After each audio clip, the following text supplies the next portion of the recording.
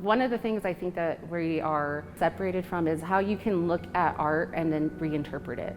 It doesn't have to have the same narrative that it's had for years and years and years. And in the Southwest, that is a particularly hard narrative to push through because of how much the Southwest is romanticized. And so I was like, let's give people the artwork that they already love, but teach them something new about it. You're watching the Local News Network, brought to you by Serious Texas Barbecue and Tafoya Barrett and Associates PC. We are in the Center of Southwest Studies, where we are launching today the Constellations of Place exhibition. So this exhibit is really important because it's a foundation for a lot of conversations that we're excited to have in 2026. It came together weaving a lot of threads of discussions that were already happening in our community. So this is part of a broad state and national conversation. So 2026 marks the 250th anniversary of the United States of America as clocked by the Declaration of Independence, and 150 years of Colorado statehood.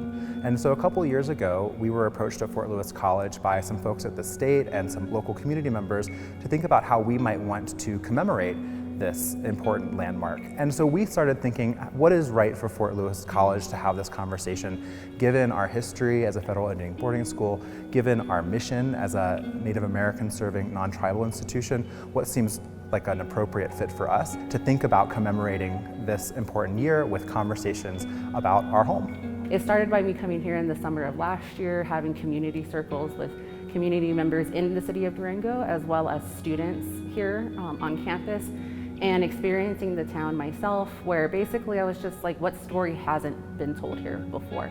And also what story needs to be told here in regard to these anniversaries.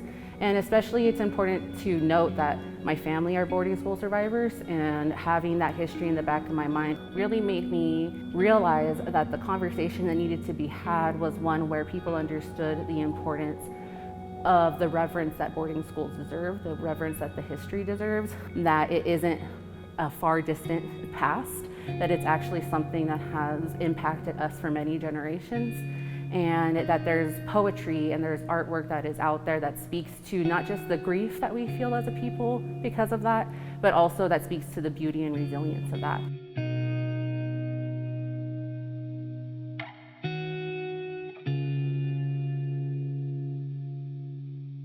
Folks may know that in 2021, the college took down placards that had some very misleading and harmful depictions of the Federal Indian Boarding School history of Fort Lewis College.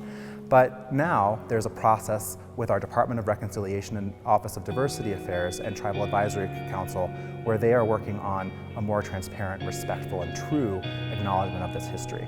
It's heavy topics, but I don't feel like we're shaming anyone. I don't feel like we're trying to make anyone feel bad. Like, I think that this is a space where people can kind of like maybe get some questions answered that they've wanted.